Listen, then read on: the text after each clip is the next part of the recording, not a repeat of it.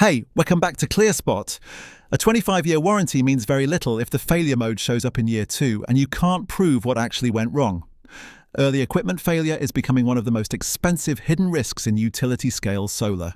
It's hitting projects that look perfect on paper. Across large PV fleets, owners are seeing inverters tripping far too often. Connectors are overheating. Modules are degrading way faster than the datasheet curve suggested. Most of these issues don't start in year 15. They start in the first few years when the plant should be at its best. Today, I want to show you why that's happening and what a strong site-level quality and evidence strategy looks like if you care about uptime and asset value. Modules. You see potential induced degradation, micro cracks, cell hotspots, and slow-developing snail trails that quietly take points off performance. Connectors and wiring, loose terminations, mismatched connectors, poor crimping and water ingress. These don't just reduce output, they create real fire risk. Combiner boxes and DC harnesses, overheating, poor segregation, wrong fuse ratings, or corrosion of terminations. Inverters account for a large share of system failures because they are packed with power electronics in a harsh environment. Installation-induced damage, footsteps on modules, crushed cables in trenches, bent frames and over-tightened mounting hardware. None of these problems are exotic. They're a mix of design, product, and workmanship. It's tempting to blame a single defective part, but the pattern is often systemic. Aggressive EPC pricing means somebody has to be the shock absorber, so quality control gets thinner. Cheaper equipment is chosen, or installation hours are cut. Factory oversight is often weak with minimal audits and superficial batch testing. On-site teams are under pressure to hit milestones, so terminations are rushed and torque checks are skipped. Incoming inspection becomes a box tick instead of a proper check.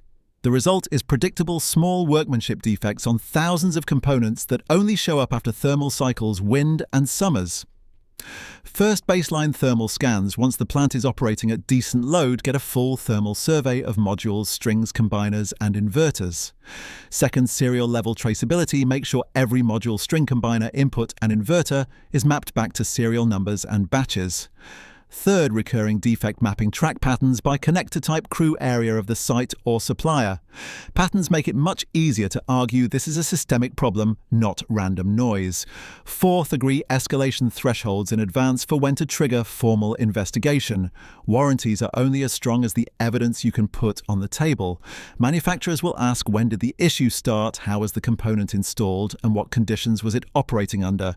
So you want a defect library that includes photos and thermal images, exact location, serial number, batch details, date, weather context, operating conditions, and test data. This documentation turns a vague complaint into a structured claim that technical teams and lawyers can work with.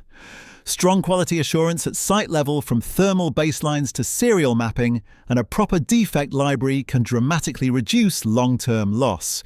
It also strengthens your position on every warranty conversation.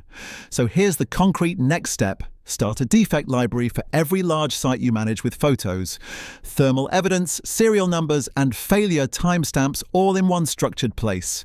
Your future self dealing with the next cluster of failures or the next warranty negotiation will thank you. Like, share, and subscribe for more solar insights. ClearSpot. Smart device, smarter decisions.